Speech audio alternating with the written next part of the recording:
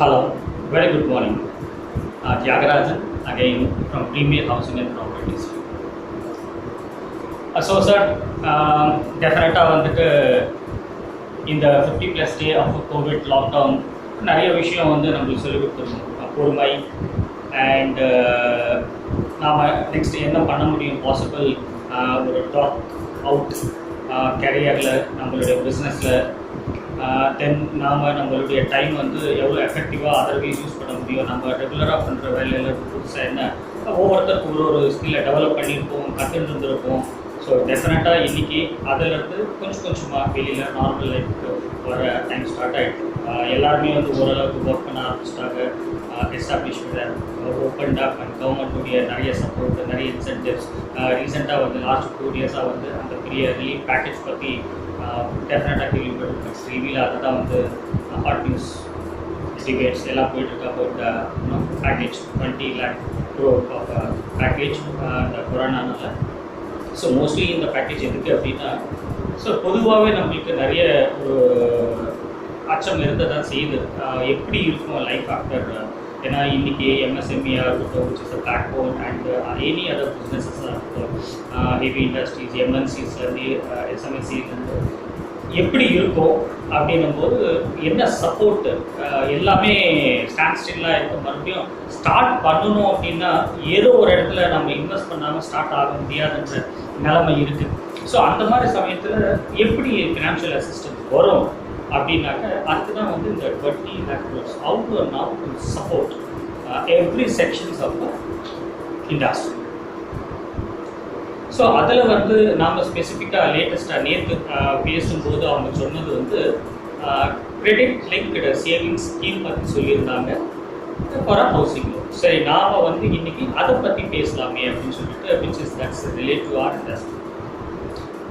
ஏன்னா பொதுவாகவே வந்து பார்த்திங்கன்னா இந்த கோவிட்டில் நம்மளுக்கு படிச்சுட்ட ஒரு விஷயம் வந்து பார்த்திங்கன்னா, அந்த ஹர்ட் இம்யூனிட்டி அப்படின்ற ஒரு விஷயம் தான் வந்து பெர்மனன்ட் சொல்யூஷன் அப்படின்னு சொல்லிட்டு சொல்லியிருக்காங்க. இதை நம்ம ப்ரீவியஸாக நம்ம பேசியிருக்கோம். உடம்பு வந்து ஆட்டோமேட்டிக்காக நம்மளுடைய புது வைரஸை ஃபைட் பண்ணக்கூடிய இம்யூனிட்டி வந்து டெவலப் ஆகிக்கும். அப்போ வந்து naturally we fight the COVID as will become like typhoid, malaria, cholera அந்த மாதிரி அதை அப்படியே கடந்து வந்துகிட்டே இருக்கும். அது வரும் போகும் அப்படி ஆகிடும்.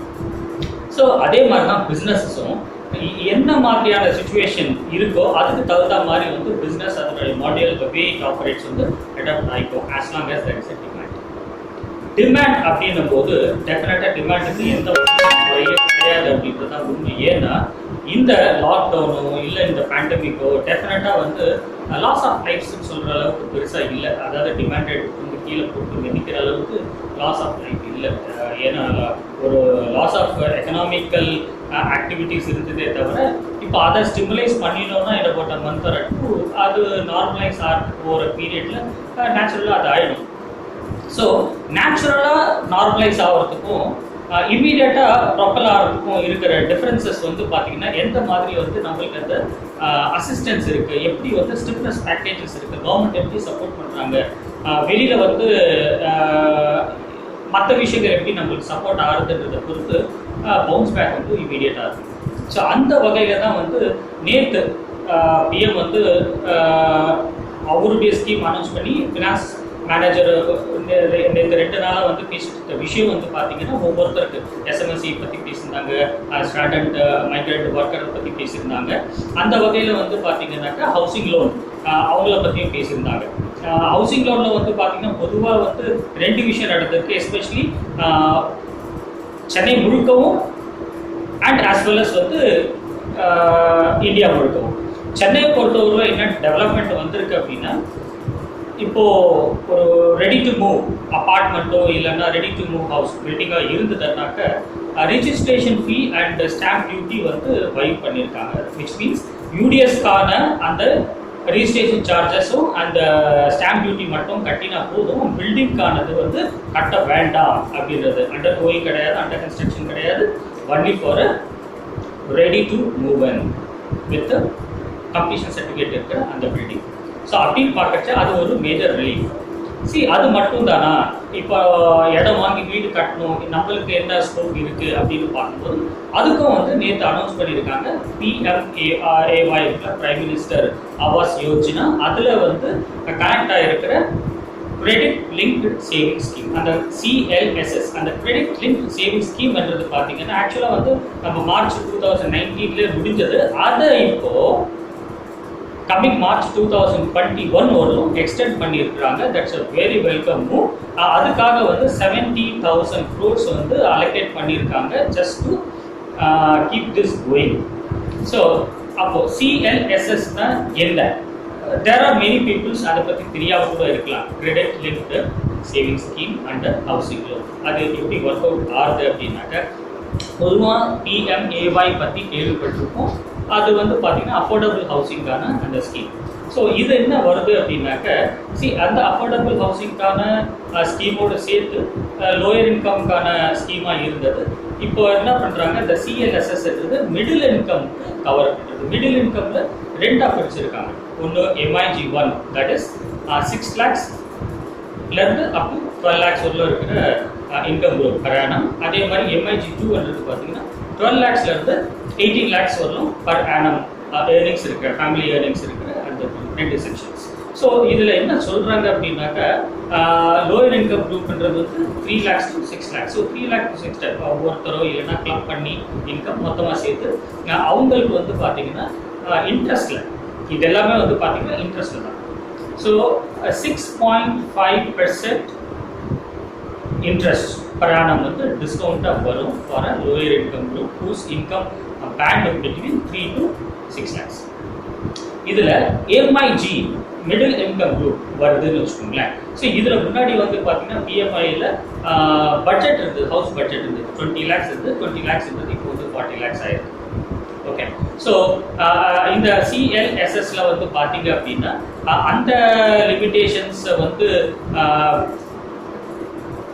எங்கே வச்சுருக்காங்க அப்படின்னா, எவ்வளோ லோனை அவாய்ட் பண்ணலாம் அப்படின்றத வச்சுருக்காங்க. இப்போ MIG ஹூஸ் இன்கம் ப்ராக்கெட் வந்து பார்த்தீங்கன்னா 6 to 12 lakhs இருக்கும். ஸோ அவங்களுக்கு வந்து பார்த்தீங்கன்னா டிஸ்கவுண்ட் வந்து 4% இன் இன்ட்ரெஸ்ட் ரேட். ஃபார் எக்ஸாம்பிள் இன்னைக்கு வந்து 9.5% வந்து குவார்டர் ரேட் இருக்குது அப்படின்னாக்கா, அதில் வந்து 4% அப்படின்னா எஃபெக்டிவாக வந்து 5.5% தான் வந்து அவங்களுக்கு வந்து இன்ட்ரெஸ்ட் ரேட் வரும் up to 20 years of the tenure. ஒருவேளை நீங்கள் 10 years அவைல் பண்ணியிருந்தீங்கன்னா 10 years. So 20 years or tenure of the loan whichever is lower. So இது வகையில் உங்களுக்கு வந்து லோன் அமௌண்ட் வந்து சீல் பண்ணியிருக்காங்க. நீங்கள் 30 lakhs 40 lakhs எடுத்துக்கலாம் லோன். பட் உங்களுக்கு மேக்ஸிமம் வந்து பார்த்தீங்கன்னா இந்த லோயர் இன்கம் 1ல வந்து பார்த்தீங்கன்னா வித் 4% டிஸ்கவுண்ட்டில் உங்களுக்கு வந்து 9 lakhs வரலும் வந்து உங்களுக்கு வந்து லோன் அமௌண்ட் உண்டு. ஸோ மேக்ஸிமம் வந்து பார்த்தீங்கன்னா 9 lakhs. ஸோ நீங்கள் வந்து ஃபார் எக்ஸாம்பிள் ஒரு 20 lakhs லோன் எடுத்து வந்துருக்கலாம். ஸோ 20 lakhs லோனில் உங்களுக்கு வந்து 9 lakhs வந்து 5.5% ஒர்க் அவுட் ஆகும். பேலன்ஸ் இருக்கிற 11 lakhs வந்து பார்த்தீங்கன்னா உங்களுக்கு வாட் எவர் கார்ட் ரேட் 9.5% 9.5% தான் ஒர்க் அவுட் ஆகும். இதே MIG2 மிடில் இன்கம் 2 பார்த்தீங்க அப்படின்னாக்கா இன்கம் ப்ராக்கெட் வந்து 12 lakhsலேருந்து 18 lakhs. அவங்கள பொறுத்தவரையிலும் பார்த்தீங்கன்னா அவங்களுடைய இன்ட்ரெஸ்ட் ரேட்டுடைய டிஸ்கவுண்ட் வந்து 3% இருக்கும். தட் இஸ் 9.5னா 6.5% வந்து எஃபெக்டிவ் கார்ட் ரேட்டு அவங்களுக்கு வரும். பட் அவங்களுடைய borrowing limit under PMAY CLSS, that is prime minister Awas யோஜனால கிரெடிட் லிங்க் சேவிங் ஸ்கீமில் வந்து ஹவுசிங் லோனில் அப் டு 12 lakhs வரலும் அவங்க லோன் எடுக்க முடியும். ஃபார் எக்ஸாம்பிள் இப்போ நீங்கள் MIG2ல இருக்கீங்க, நீங்கள் வந்து ஒரு 32 lakhs for example loan housing loan avail பண்ணி ஒரு ஃபங்க்ஷன் இருக்குது அப்படின்னாக்க, then you will approach for a PMAY CLSS. அதுக்கு வந்து பார்த்தீங்க அப்படின்னா யார் லெண்டர், பேங்க்கோ இல்லை FMCG, அவங்க ஒரு நியூ அப்ளிகேஷன் ஃபார்ம் ஒன்று கொடுப்பாங்க for a loan subsidy avail பண்ணுறதுக்காக. ஸோ அந்த அப்ளிகேஷன் ஃபார்மை கரெக்டாக ஃபில் பண்ணி அதுக்கான ரெலவெண்ட் டாக்குமெண்ட் நம்ம சொல்கிறது வந்து 2 months பே ஸ்லிப்பு, 6 months நம்ம சேலரி அக்கௌண்ட் கிரெடிட்டாக இருக்கிற பேங்க் ஸ்டேட்மெண்ட் அண்ட் டெஃபினட்டாக 2 yearsக்கான ITR இல்லைன்னா வந்து ஃபார்ம் சிஸ்டம். இதை நம்ம கொடுக்குற பட்சத்தில் அவங்க வந்து ப்ராசஸ் பண்ணி தென் இந்த ஸ்கீம் உங்களுக்கு அவைல் பண்ணுவாங்க. ஸோ ஒன்ஸ் இந்த ஸ்கீம் அவைல் ஆகும்போது எஃபெக்டிவாக என்ன ஆகும் அப்படின்னாக்க அந்த 32 lakhs 20 இயர்ஸ்க்கான டென்யூருக்கான இஎம்ஐ வந்து பார்த்தீங்கன்னா 32,000 வருது அப்படின்னாக்க இந்த பர்டிகுலர் ஸ்கீமில் that is 12 lakhsக்கு 3% discount for 20 years calculate பண்ணீங்க அப்படின்னா that roughly works to 6,600 rupees per annum EMI calculate ஆகும். அப்போ உங்களுக்கு எஃபெக்டிவாக 32,000 இருந்து 6,600 rupees வந்து minus that is the discount that you will. ஒன்று நீங்கள் உங்களுடைய இஎம்ஐ கமிட்மெண்ட்டை பொறுத்து நீங்கள் உங்களுடைய லோன் அமௌண்ட்டு உங்களுடைய பட்ஜெட்டை டிசைட் பண்ணலாம். இல்லை இந்த டிஸ்கவுண்ட்டை பேஸ் பண்ணி நீங்கள் உங்களுடைய பட்ஜெட்டை இன்க்ரீஸும் பண்ண முடியும். ஸோ இதில் இன்னொரு விஷயம் என்ன இருக்குது அப்படின்னா ஆக்சுவலாக வந்து இல்லை நான் 32,000 கொடுக்குறேன் அப்படின்னாக்கா இந்த 6,600 அந்த ஈக்குவலண்ட் அமௌண்ட் வந்து உங்களுக்கு அப்ரண்ட்டாக கிரெடிட் பண்ணுறாங்க. ஒன்று அதை அவைல் பண்ணீங்க அப்படின்னாக்கா உங்களுக்கு வந்து you will pay discounted EMI. Avail பண்ணலைன்னா that money you can use for your construction of your house. So that is one good thing. So இதில் பெரும்பாலமாக இந்த பிஎம்ஏஒய்லேயே நிறைய பேர் கன்ஃபியூஷன் இருக்குது. நான் நிறைய பேர்கிட்ட பேசும்போது தெரிஞ்சுக்கிட்டது என்னென்னா எலிஜிபிலிட்டி க்ரைட்டீரியாவில் நிறைய பேர் என்ன சொல்கிறாங்க, என்ன நம்பிட்டு இருக்காங்கன்னா இந்தியாவில் இந்த பிஎம்ஏஒய் அப்ளை பண்ணுறவங்களுக்கு வேறு எந்த ப்ராப்பர்ட்டி இருக்கக்கூடாது, இன்ஹெரிட்டட் ப்ராப்பர்ட்டி கூட இருக்கக்கூடாது அப்படின்னு சொல்கிறாங்க. பட் அதில் ஒரு சின்ன கனெக்ஷன் என்ன அப்படின்னாக்க இட் இஸ் நாட் தட் உங்களுக்கு ப்ராப்பர்ட்டியே இருக்கக்கூடாதுன்னு இல்லை. அவங்க என்ன சொல்கிறாங்க, இந்தியாவில் பக்கா ஹவுஸ் இருக்கக்கூடாது. ஃபார் எக்ஸாம்பிள் அக்ரிகல்ச்சர் லேண்ட் இருந்து இன்ஹெரிட் பண்ணுறீங்கன்னா நீங்கள் ஸ்டில் நீங்கள் பிஎம்ஏவை அப்ளை பண்ணலாம். ஒரு தரிசு நல்லா இருக்கும், ஊரில் இடம் இருக்குது பட் பக்கா வீடு இல்லை, குடிசை இருந்திருக்கலாம், கச்சா ஹவுஸ் ஸ்டில் நீங்கள் பண்ணலாம். But you should have take the responsibility of prove that you don't have a pucca house.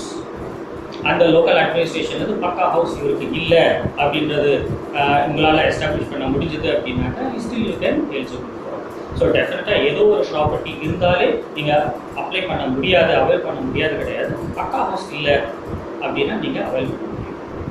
So இந்த சிஎல்எஸ்எஸ் வந்து இந்த ரிலீஃப் பேக்கேஜஸில் எக்ஸ்டெண்ட் பண்ணியிருக்கிறது மூலிமா அதே மாதிரி சென்னை கிரேட்டர் கார்பரேஷன் லிமிட்குள்ளே வர ப்ராப்பர்ட்டிஸ்க்கு அந்த அப்பார்ட்மெண்ட்ஸ்க்கு வந்து பில்டிங் ரெடி டு மூவ் பில்டிங்க்கும் அப்பார்ட்மெண்ட்ஸுக்கும் ரிஜிஸ்ட்ரேஷன் அண்ட் ஸ்டாம்ப் டியூட்டியை வைவ் பண்ணியிருக்கிறது மூலிமா டெஃபினட்டாக இந்த ஹவுசிங் இண்டஸ்ட்ரீஸ்க்கு ஒரு பெரிய பூஸ்ட் இருக்கும். ஸோ இதில் ஒரு piece of an advice or சஜஷன்னு சொல்லலாம். என்ன அப்படின்னா பொதுவாக நிறைய பேர் வந்து வீடு வாங்குகிறோம் இல்லை ப்ராப்பர்ட்டி பார்க்கணும் அப்படின்னும் போது கையில் லிஸ்ட் எடுத்துக்கிட்டு வண்டி எடுத்துக்கிட்டு ஒரு சண்டே கிளம்பி ஒவ்வொன்றா பார்த்துட்டு வருவாங்க. அது ரொம்ப ஜென்ரலான ஹாபியாக இருக்கும். பட் யோசிங்க, consider that actually this time. ஏன்னா இன்றைக்கி வந்து நாம் வெளியில் போகிறதுன்றது ரெஸ்ட்ரிக்டடாக இருக்கிறது always better for quite some time, for even for a year also. So prioritise பண்ணணும். உண்மையிலே நம்மளுக்கு இது அவசியம் தான் போகலாம், இல்லை அப்படின்னா நம்மளுடைய அவசியமான வேலை அதோடு நாம் வீட்டுக்குள்ள இருக்கணும். ஸோ அப்போது ஒரு ப்ராப்பர்ட்டி வாங்குறது டெஃபினட்டாக ப்ரையாரிட்டி தான். ஆனால் அது போகிறதுக்கு முன்னாடி நாம் போய் பார்க்குற ப்ராப்பர்ட்டி உண்மையிலே நம்மளுக்கு ஷூட் ஆகுதா இல்லையா செக் பண்ணிக்கிட்டு போகிறது ஆல்வேஸ் பெட்டர். ஸோ அதுக்காக நீங்கள் ஒரு ரெப்ரசன்டேட்டிவோ இல்லை எய்தர் வாட் எவர் இட் ரொம்ப கம்ஃபர்டபுளான 1-to-1 இன்றைக்கி வந்து எல்லாருமே அவங்கவுங்க உங்களுடைய ஹெல்த்தை வந்து பார்த்துக்கிறதுக்கு பிரயத்தனப்பட்டு இருக்காங்க. அவங்கவுங்களுடைய ஹெல்த்து ஒருத்தருக்கு ரொம்ப முக்கியம், அவங்க ஃபேமிலியில் இருக்கக்கூடிய மெம்பர்ஸ் முக்கியம், எல்லாருமே ப்ரொடெக்டடாக தான் இருக்க போகிறாங்க. ஸோ மேக்ஸிமம் முடிஞ்ச அளவுக்கு நீங்கள் ஒரு ப்ராப்பர்ட்டி டெஃபினட்டாக ஃபோனில் கேளுங்க, டீட்டெயில்ஸ் கேளுங்க. அது உங்களுக்கு ஓரளவுக்கு ஒத்து வருது ரெக்குவயர்மெண்ட்டுன்னா தென் டெஃபினட்டாக மீட் பண்ணுங்கள். வெளியில் போகிறத அவாய்ட் பண்ணுங்கள். மேக்ஸிமம் டீட்டெயில்ஸ் எடுத்துக்கோங்க. உங்களுக்கு உண்மையிலே இது ஷூட் ஆகுது அப்படின்னு தெரிஞ்சதுன்னா கூகுளில் பாருங்கள், அனலைஸ் பண்ணுங்கள், then plan for a site visit. Site visit plan பண்ணும்போது யாரெல்லாம் வந்தால் டிசைட் பண்ண முடியுமோ அவங்க எல்லாம் ஒரே நேரத்தில் வாங்க. ஸோ மல்டிபிள் டைம் வெளியில் போகிறத அவாய்ட் பண்ணலாம். ஸோ சோஷியல் டிஸ்டன்சிங் இருக்கும், போகிற நம்மளுடைய வேலை கண்டிப்பாக நடக்கும். ஆனால் போகிற வேலை ப்ரையாரிட்டி, நம்மளுக்கான வேலை, அதுக்காக மட்டும் நம்ம போவோம், எல்லாரோட சேர்ந்து போவோம். ஒரேடியாக நம்ம அந்த டிசிஷனை வந்து ஏதர் எஸ் ஆர் நோ எடுத்துகிட்டு வந்துருக்கலாம். மோஸ்ட்லி நோ சொல்கிற டிசிஷனுக்கு நீங்கள் அட்டம்ப்டே பண்ண வேண்டாம். எஸ் சொல்கிற மாதிரி இருக்கும் அப்படின்னா தென் அட்டம் பண்ணுங்க, போங்க, பாருங்க. ஸோ இது ஏன் சொல்கிறேன் அப்படின்னா இன்னைக்கு மொபிலிட்டியை வந்து கண்டெயின் பண்ண முடியும், லிமிட் பண்ண முடியும், அட் த சேம் டைம் எஃபெக்டிவாக நம்ம டைம் யூஸ் பண்ண முடியும் அப்படின்னா இந்த மாதிரி பிளான் பண்ணுறது மூலிமா நாம் அதை செய்ய முடியும் அப்படின்றதான் சொல்லிக்கிறேன். நைஸ், ஆல்மோஸ்ட் 50 மினிட்ஸ்க்குள்ளே எப்போயுமே க்ளோஸ் பண்ணணும் என் வீடியோ. ஸோ அதனால் 50 மினிட்ஸில் க்ளோஸ் பண்ணோம். Next we will discuss it another. Thank you.